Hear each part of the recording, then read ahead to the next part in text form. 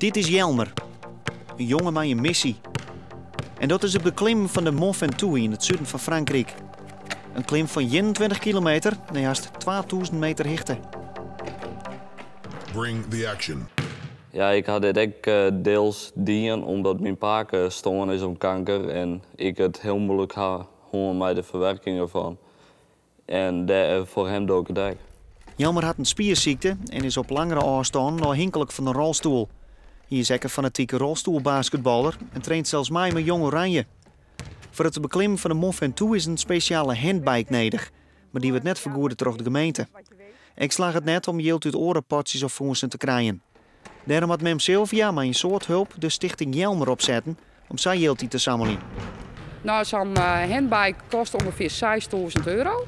Dus ja, dat is het al de belangrijkste. Maar ja, de rest wat er extra bij komt, we hopen op dat bedrag te komen, gaat natuurlijk naar het Gerustverzet tegen kanker. Dus alles wat extra is, gaat naar de stichting Mont Ventoux. Ik ga nu 3 keer in de week naar de sportschool.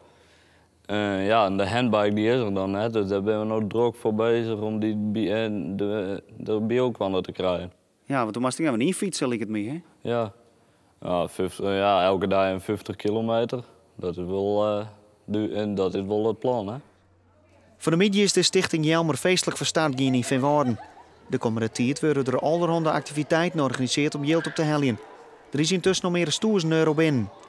Maar de datum van de beklimming, 6 september, komt het dichterbij. Wordt er het helpen? Nou, ja.